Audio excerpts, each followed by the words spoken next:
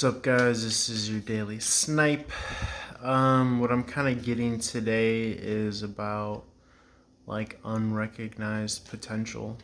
Um, just really, truly, I don't know if you want to call it like giving it the benefit of the doubt or giving yourself the benefit of the doubt, but something in regards to kind of really recognizing your unlimited potential and letting that be something that you could be excited about moving forward in your everyday life. Um, I think society kind of teaches you to downplay yourself unless you're like kind of maximally like gifted, like undeniably gifted or blessed with a talent of some sort. But otherwise, we're kind of meant to keep our head down and just do our mundane tasks because that's how society happens to be structured. But when you lift your head up, you kind of tend to only then and there begin to recognize this awesomeness that is, possibility and potential. And it's nothing personal. It's literally what's there um, in the ethos of our reality. Um, so it's definitely something to be inspired about. And I find that like sometimes we're trying to get something from people that, one, they're not on the same level as us, and two, they're not even playing the same game that we're playing. Um, and sometimes those people could kind of leave you empty or kind of hanging there.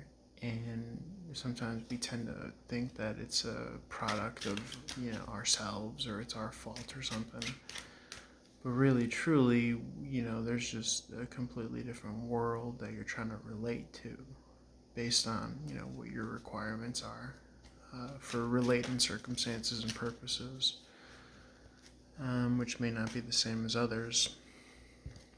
Point being, I think in these gaps in our relationships and, interfacing with the world and other people in it is where we tend to kind of give away our power. Our power of confidence and, our happiness and, strengths, and because we're end up, being left with these equations that we have to try to solve and figure out. But by all means, spend time with them and try to, solve and figure them out. Because I think that leads to a recognition of the fact that like I'm putting a quarter into this jukebox and I'm expecting it to like wash my dishes or something like that. So you start to kind of see areas in your life or people in your life that just aren't for you anymore. So that's something interesting to try to figure out. But I think it also depends on like the signal that you're putting out, and that signal comes from spending time with these, what I call these equations of your life that kind of trigger insecurities or shortcomings, things of that nature. We all have them. It's part of being human, but when you kind of start to spend time with them and figure out, those equations, it's like a blockchain system or something. It's like data mining and stuff, but there's real value there, is what I'm getting at, and I think it's really taken for granted, and it's not understood in modern day times as, philosophy and psychology, and really kind of getting to the nitty gritty of trying to understand. I think it's easier to jump to the next thing. Some people are programmed to want to jump to the next thing, as opposed to, kind of facing and dealing with and really being curious. And like I said, it's all about like how we're kind of wired and programmed. Are we wired and programmed to try to like evade by jumping to the next thing, or are we wired and programmed to like really be curious about, this, that, and the third? And I think sometimes people or society likes to label actually dealing and thinking for yourself about issues as dwelling or being insecure. But really, truly, you're just kind of writing the data programming of your life. And, second by second on how to react and respond, and how you're going to paint this understanding for yourself. And I think society and our Instagram culture could kind of really truly paint things in this garish way, this cold cut garish way, but it doesn't have to be that harsh. And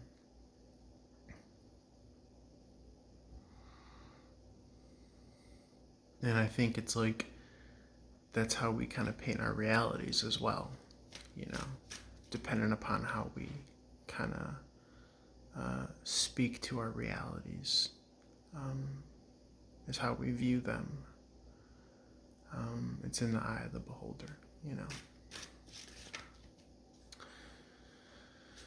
So, when you're jumping to the next thing and you're not really solving and going with your curiosities and your gut instinct or your mind instinct, then that's where a lot of value is left on the table. Okay? So, just some interesting things that, I'm kind of dealing with. I guess you could call it spirit. I guess you could kind of try to weave it into the whole tarot thing. I feel like it's not mutually exclusive. I feel like,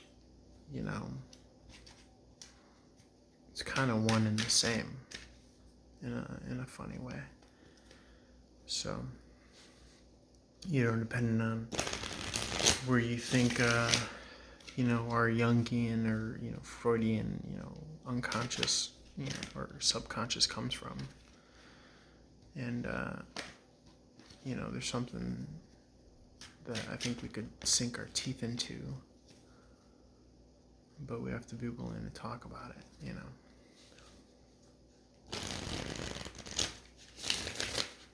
So, that's always interesting. I definitely get that. But again, before we, can talk about it, I find that, we have to give ourselves space and time to, wax philosophy and actually think about it. And again, treat it as a puzzle or a code or a chain block that we have to solve and figure out for ourselves, So, I hope there's something that you could take from that, some value from that thread of thought. This is going to be a general collective unconscious message. And then I'm going to do the daily snipe stuff.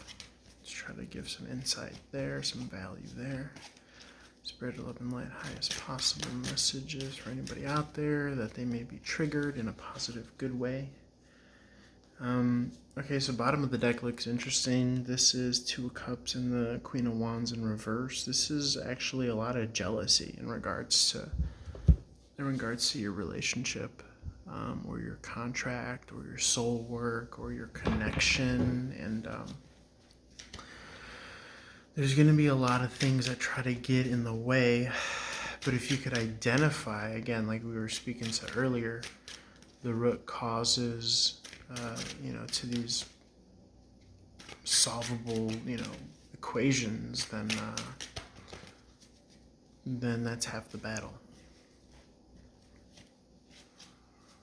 There is an observer that's, keeping count and keeping track.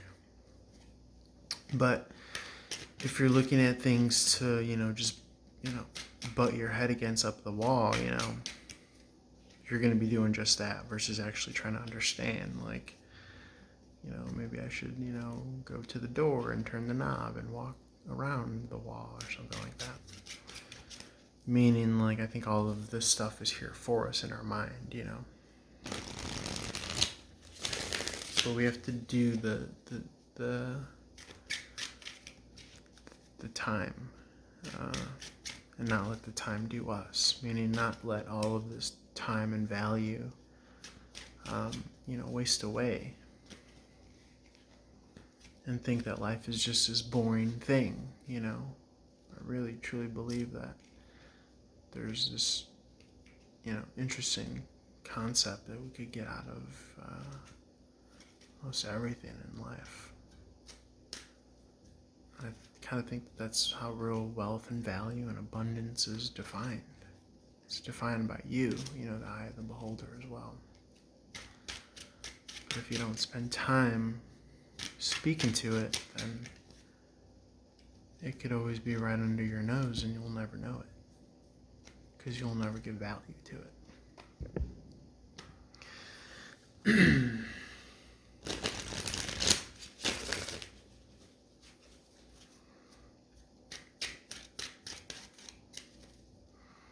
So, try to carve out some time in your day where you could actually ruminate and think and, really train your mind to kind of trust itself that, even when it is feeling like I'm, hitting my head up against a wall, that I'm actually covering ground and making progress as far as the thought process if I'm thinking of something that's worth, thinking about in an interesting or solution-based way. You always want to, be making progress on your understanding of the world. You never just want to be stagnant and just take things for what they are, because your mind is essentially infinite. And we take that for granted, and we lose sight of that because it's easy to. Okay, Spirit of Love and Light, let's get something else. Everybody out there. Guys, feel free to reach out for a one-on-one reading. Okay, there could be some emotional manipulation that is kind of keeping you from seeing everything or feeling good or feeling about everything in a rich, growth-worthy way. Okay, so kind of defend yourself emotionally, because there are emotional vampires that are going to try to feed off of you for egotistical ways and maybe unconscious ways, because that's how they're treated and that's how they have to be cold and callous towards reality. But again, it's a boring mechanism that doesn't have to be. You could turn that wall into a door, or you could create something magical and crazy, Don't ever lose sight of that magic and that genuine curiosity of life, It's right here and right now. That's what the sun card speaks to. It's always right here and right now. It's just how you view it, and it's just if you choose to give time to it, whatever it is.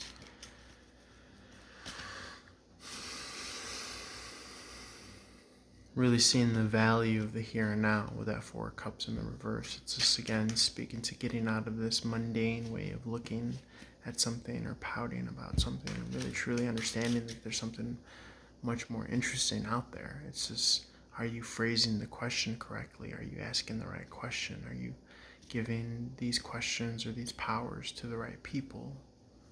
Or have you first asked yourself, have you dissected and deconstructed so as to really understand where it's coming from? That's where you're going to find your gold mine. That's where you're going to find your fortune and your value. Okay. So I hope you've dug this. I'm going to try to do long versions every day now moving forward. But again, I'm still going to try to stick to my shortened version. And feel free to reach out for a one-on-one reading. Would love to help you on your journey. This is Run and Gun Tarot. Holler at your boy. Peace.